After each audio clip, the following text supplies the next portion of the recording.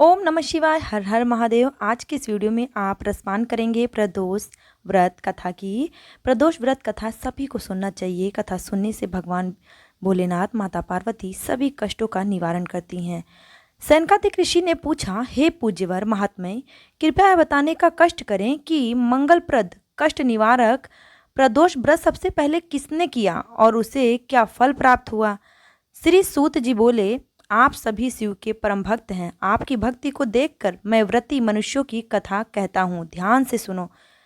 रवि प्रदोष व्रत की कथा के अनुसार एक गांव में अति दीन ब्राह्मण निवास करता था। उसकी साध्वी स्त्री प्रदोष व्रत किया करती थी।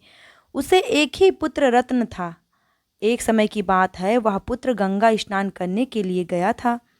दुर्भाग्यवश मार्ग में चोरों ने उसे घेर लिया। वे कहने लगे कि हम तुम्हें मारेंगे नहीं, तुम अपने पिता के गुप्त धन के बारे में हमें बता दो।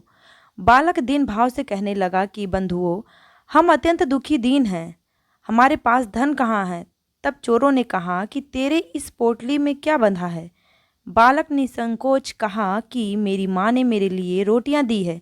यह सुनकर चोरों ने अपने साथियों से कहा कि साथियों, यह बहुत ही दीन दुखी मनुष्य है, अतः हम किसी और को लूटेंगे। इतना कहकर चोरों ने उस बालक को जाने दिया। बालक वहां से चलते हुए एक नगर में पहुंचा। नगर के पास एक बरगद का पेड़ था। वह बालक उसी बरगद के वृक्ष की छाया में सो गया। उसी समय उस नगर के सिपाही चोरों को खोजते हुए उस बरगद के वृक्ष के पास पहुंचे और बालक को चोर समझकर बंदी बना राजा के पास ले गए। राजा ने उसे कारावास में बंद करने का आदेश दिया।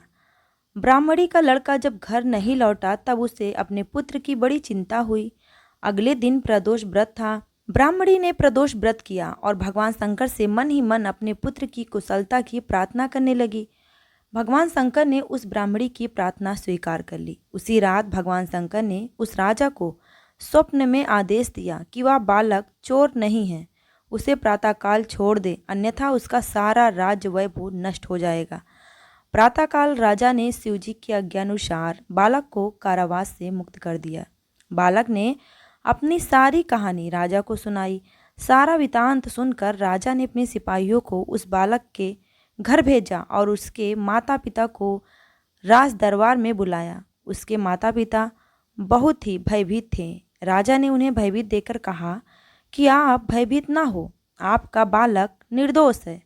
राजा ने ब्राह्मण को 5 गांव दान में दिए, जिससे कि वे सुखपूर्वक अपना जीवन व्यतीत कर सके। भगवान शिव की कृपा से ब्राह्मण परिवार आनंद से रहने लगा। अतः जो भी मनुष्य रवि प्रदोष व्रत करता है, वह सुखपूर्वक और निरोगी होकर अपना पूर्ण जीवन व्यतीत करता है तथा उसके जीवन में खुशहाली आती है और भगवान भोलेनाथ, माता पार्वती की सदैव कृपा उस पर बनी रहती है। कथा यहीं पे समाप्त होता है।